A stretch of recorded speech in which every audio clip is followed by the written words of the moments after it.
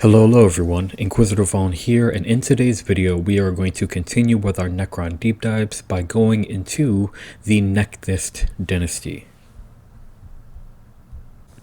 If we're going to talk about Necron dynasties that I have never seen anyone play on the tabletop or share in any of the social media groups that I am a part of, I'm going to begin the conversation by talking about the Nekthyst dynasty. Seriously, these guys are the Raven Guard of the Necrons in terms of tabletop presence. While in 8th edition they were given a section of information, they were given art of one of their warriors, and even a miniature of their paint scheme, in 9th edition they are barely given a paragraph, no artwork, and no model in their scheme. They weren't even featured in the Warhammer channel painting tutorial for the new Necrons that were released. Luckily, their dynastic territory was still on the dynastic territory map in 9th edition, but besides that, Games Workshop was just like, fuck 'em. Just like how the Triarch did in their lore.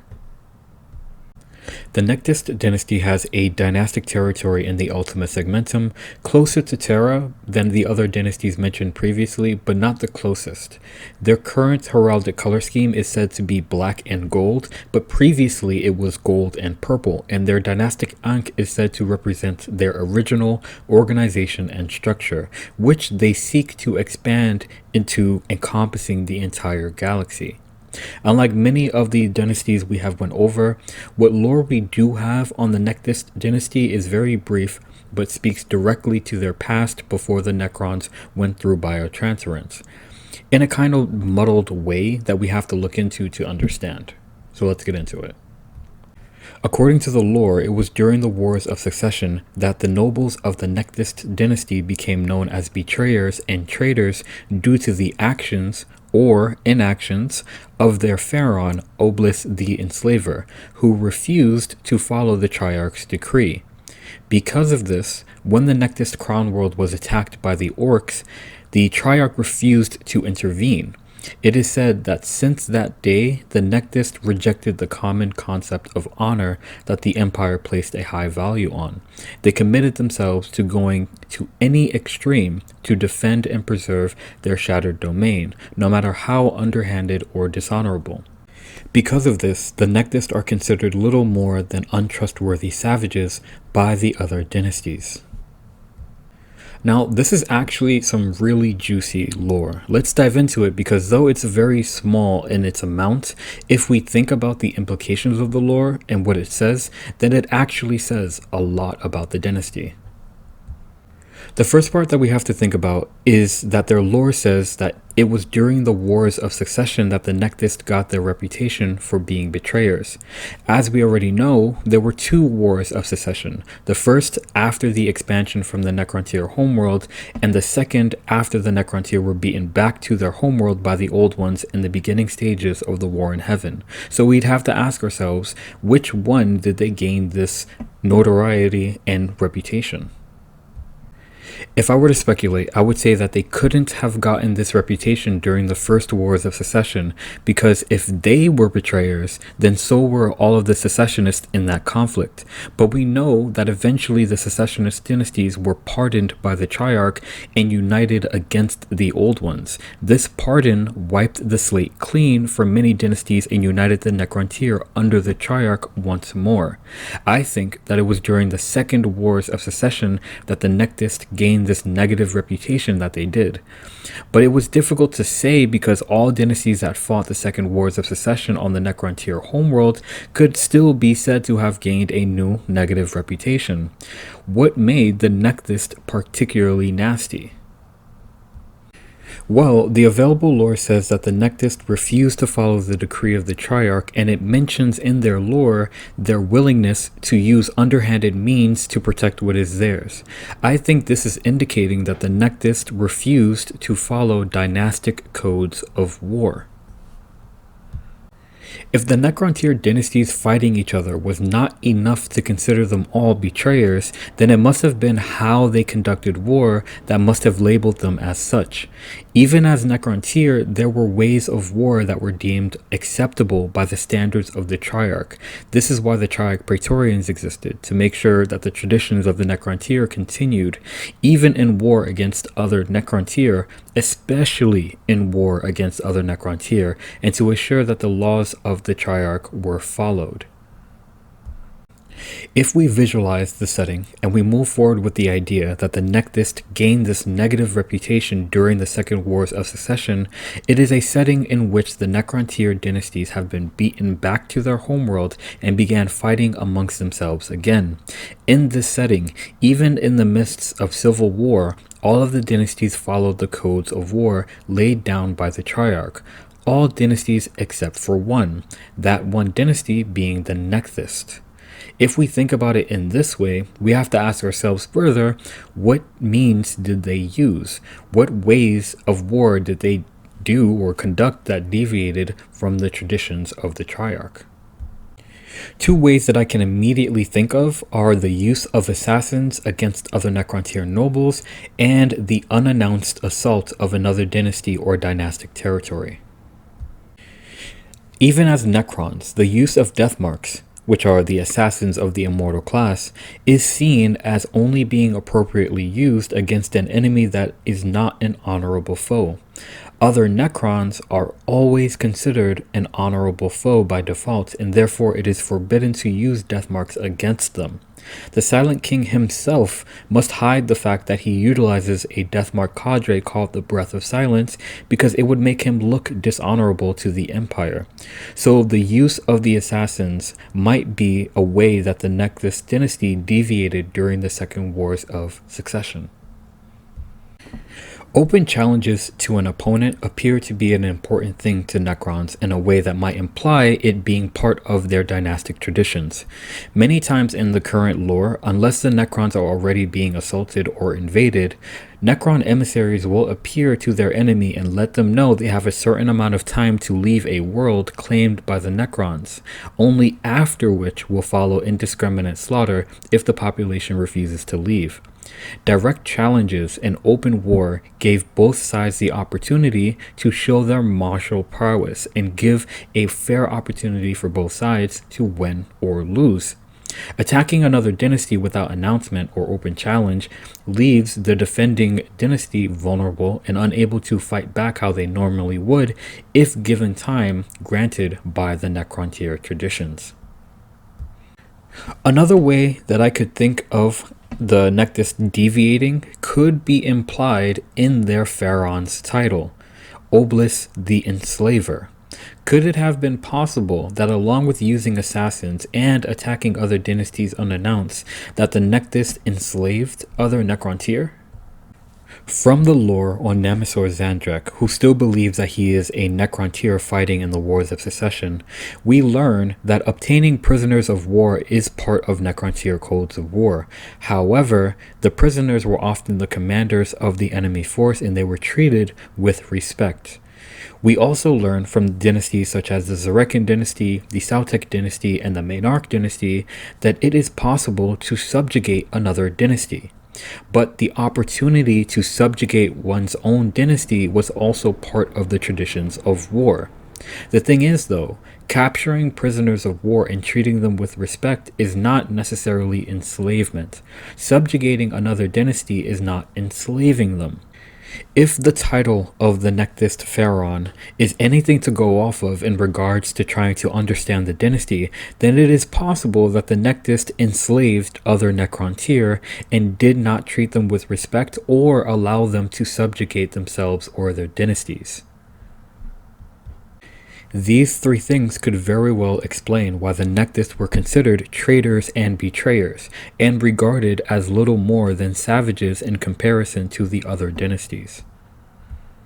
Something that I'd like to point out is that according to this lore, it implies that the orcs were a tool in the war in heaven that was used earlier in the narrative than previously thought, with an orc Wa attacking the crown world of the Nekthyst dynasty.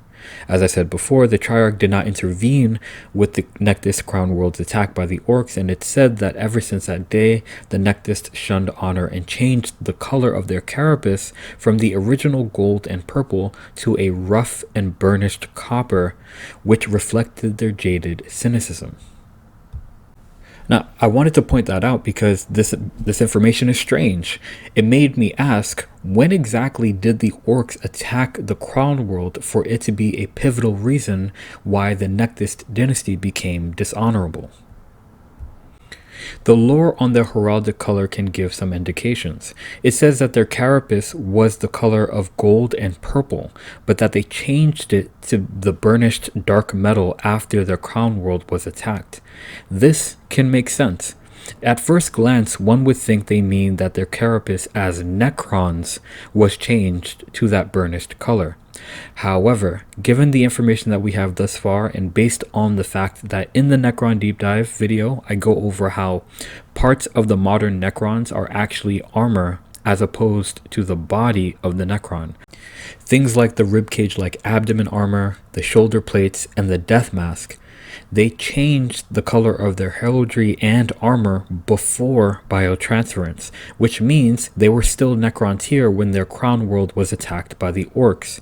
This burnished metal that they adorned would go on to be the color of their carapace after biotransference.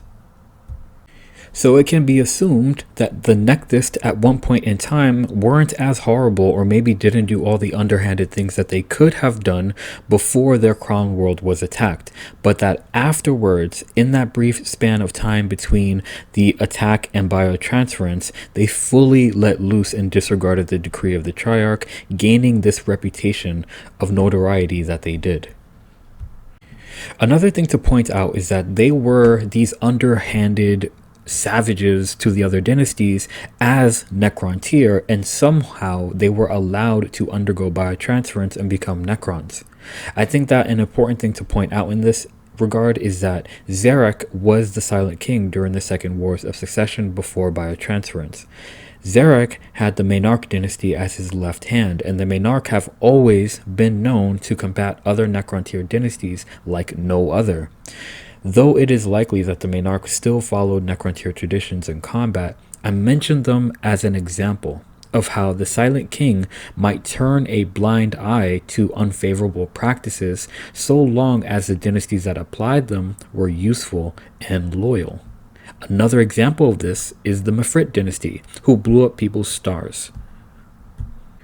Remember, the Silent King had complete control over the Necron dynasties after biotransference. This eliminated the possibility of infighting. This prevented the Nekthyst from exercising their underhanded practices toward other Necrons, but it enabled them to fully unleash those methods during the war in heaven against the old ones. The Nekthyst becoming Necrons forced them to be both useful to the Triarch and the Silent King, and loyal as well. This is why, in their lore, they are still regarded as technically still being subjects of the greater Necron Empire. However, in regards to when exactly did the orcs attack their crown world, the little lore available for their pharaoh provides the answer. The only named notable figure that we know of in the Nekthyst dynasty is their pharaoh, Oblis the Enslaver, who was, according to the lore, once a great conqueror until he refused to follow the decrees of the Triarch. It's because of this refusal that the Triarch did not send aid when the Nekthyst crown world was attacked by the orcs. And even though the Nekthyst were able to repel the first attack by the orcs, their crown world was destroyed, as well as much of their dynastic territory. So apparently, the orcs attacked the Nekthyst crown world sometime before the Second Wars of Succession, and this led to the events which would instill the dynasty with a negative reputation. This information provides a solid timeline about how events unfolded. The pharaoh Oblis the Enslaver was considered a great conqueror, but due to his refusal to adhere to the decrees of the Triarch refused to send aid to them when their crown world was attacked by the Orcs, sometime in the early stages of the War in Heaven against the forces of the Old Ones. Their crown world was destroyed, and their dynastic kingdom that the Nekthyst had carved for themselves was in ruins. Like all of the other dynasties, the Nekthyst were forced to retreat back to the homeworld of the Necrontyr, but they returned embittered. No longer were they armored in the bold gold and purple heraldry that they once had, but instead they were adorned in blackened metal. When the Second Wars of Secession broke out amongst the Necrontyr, the Nekthyst would do whatever was necessary, no matter how dishonorable, to protect what was theirs. Still, they were favored by Zarek and allowed to undergo biotransference, giving him control over them and utilizing their underhanded means during the War in Heaven. After the Great Sleep, the Nekthyst nobles arose with a degree of free will that they hadn't had since before biotransference. They awoke to a shattered empire and committed themselves to protecting it at any cost. The other dynasties awoke as well, and they remembered the atrocities committed by the Nekthyst during the Second Wars of Secession, and regarded them as little more than untrustworthy savages. That is a good story. It can be reasonably assumed that the Nekthyst have continued to disregard the decree of the Triarch in regards to war and conduct. It is unknown as to whether or not Oblis is still alive, but there's no information saying that he's dead, so it's safe to assume that he still leads the Nekthyst until otherwise confirmed by GW. If he still leads the Nekthyst, then they are definitely not traditionalists. As said before, the color scheme as Necrons is a burnished metal, but very specifically, their joints are silver, but the armor on top of the Necron skeleton, the quote-unquote skin, and the armor are a burnished metal color. Interestingly enough though, if you look carefully at the Ankh of the Nekthyst warrior art in the 8th edition codex, you'll see that they still have a gold Ankh on a field of purple. They also appear to have green energy within them, but a slight deviation in one of the models in the 8th edition codex that was painted in the scheme of the Nekthyst dynasty was that the model is painted with red eyes, which doesn't look bad at all. The crown world of the Nekthyst is called Mobius. Apparently, it is made of countless crypts that take the form of an ever-shifting maze of hyperspace corridors, so that no one way is ever the same. Apparently, many Deathwatch kill teams found this out the hard way. And that has been my deep dive of the Nekthyst dynasty. So just a bit of an overview of the information that I went over in this video. The Nekthyst dynasty has a territory in the Ultima Segmentum. Their dynastic color is now a burnished gold metal, but it used to be gold and purple. Oblis the Enslaver is the reason why the Nekthyst have gained a reputation for being traitors, but it was also due to the Triarch not helping them when they needed help that, a series of events happened that forced them to turn into the savages that they are considered to be to the other Necrontyr. This reputation would continue after the Great Sleep, when they would awaken and the other dynasties would remember what they did during the Wars of Secession, and they would still be considered these savages that are not trustworthy. The Nekthyst will do anything, no matter how underhanded, to protect their dynasty and their territory and what they consider to be theirs. And so they disregard a lot of the decrees of the Triarch and the Silent King. Apparently, Oblis, their pharaoh, Oblis the Enslaver, is still alive and leads the dynasty. I do not think that they are aligned with Zarek and the Silent King and the Triarch, just due to their lore and the fact that they didn't have a choice during the War in Heaven, but now that they are awakened and they remembered before biotransference what they were, they're likely still in opposition to a lot of the decrees of the Triarch and probably stand in opposition to Zarek. Last but not least, their crown world of Mobius is just a giant maze. And a lot of kill teams who have landed on the world and tried to do something to the Nekthyst have found that out the hard way. Alright, so my thoughts on the Nekthyst dynasty.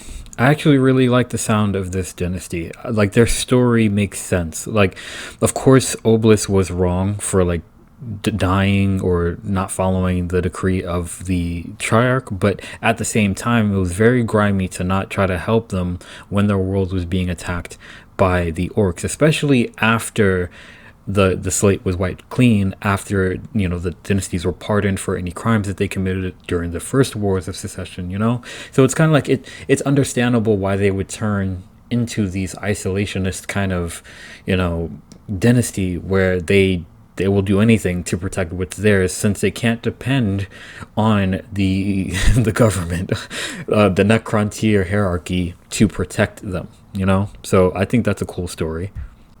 I also like their tomb world. I like the crown world of Mobius. I like the fact that it's just one giant maze, and that really inspires me so much. Like, imagine, like, I don't know if you guys who are listening have seen the Maze Runner, but it's like, imagine if you've seen the movie, imagine that maze, but Necron. You know, like glowing green energy walls that shift out of nowhere, and like you can't find your way out because there is no way out. You have to keep moving forward. And then possibly, like, in the midst of all that, you're being chased by canoptic constructs and like warriors who are hunting you down. That just sounds so freaking cool. I am too easily inspired, and I already have a Necron project, a terrain project that I'm working on right now. So I need to chill. But like, that's just so cool, just to think of like a Necron maze world. This is so cool. So here's the thing about me. I really like themed armies that are based on narrative, right? And if I'm facing an opponent that brings a narrative army, no matter how OP it is, I will be like, man, that's pretty cool, and I'll still play the game because it's like, oh, that's cool. Like, you get 10 extra cool points because you made a themed army according to their lore. Like, for example, if I'm playing a Charnovoc opponent and they come out of nowhere with only immortals with like Tesla carbines, I'd be like, you know what? That makes sense. Or like if I was playing against a Novak player who brought a bunch of Necron warriors with Goss flayers and then Lich Guard, I'd be like, you know what? That makes sense, right?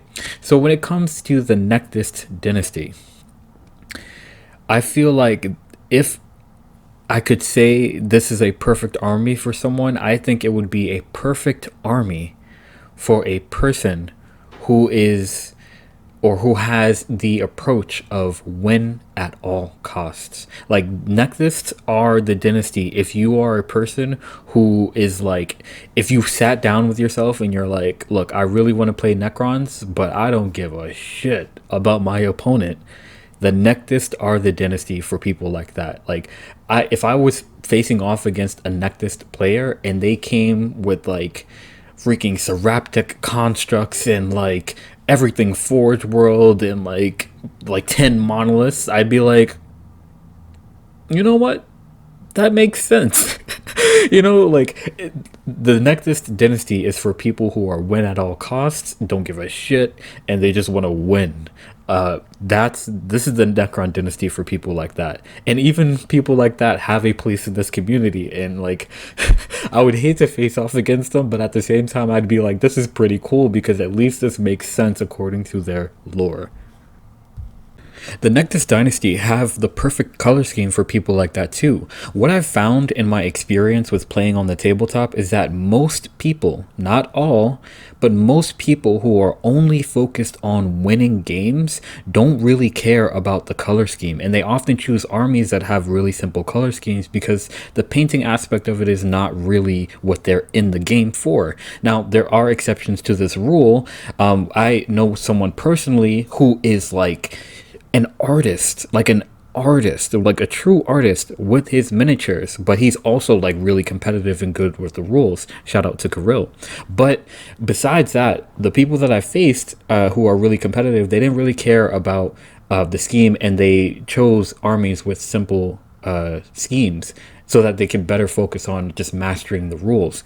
And if you think about it, the Nekthyst are perfect for that kind of person, because what happens is all you need to do is take a Necron army, spray paint it black, get some warp block bronze, put that on the miniatures, wash that down, and then dry brush edge highlight of some sort of gold or copper or bronze or whatever, and you're done. And that's it. And so it's the perfect army for people who don't really care about painting the miniatures, but it's also perfect for those who are just focused on the rules. You know, it meets those two requirements. You know, it's funny how a person who would play that kind of army, or who is win at all cost, how their origin story about how they became that way kind of matches with the Nekthyst origin story as well. Like, they lost really bad one day, and it was just like from that day on, it was like, nope, we're doing anything possible to win. And that's like, I feel like that's like a perfect pairing. It's like you share origin stories. Like, you lost a game really bad one time and you've never gotten over it, and now you play the Nekthyst and you're just shitting on everyone because it just makes you feel better. It's like, follow detachment rules. What? I'm Nekthyst. I'm gonna bring 10 monoliths, 2 heavy Seraptic constructs, every single Satan shard, and the Silent King himself because I'm Nekthyst. But without anything else to be said, that's my deep dive on the Nekthyst dynasty. If you know someone who would like this information or who would appreciate this information, please share the video with them. If you want to send a sub to someone that they are a win at all cost player, you know, please send this to them. I would love to see more people playing the Nekthyst dynasty.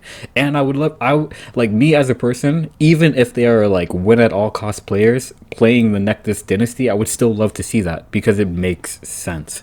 So without anything else to say, Inquisitor Vaughn out. Remember, the Emperor protects and the future is successor.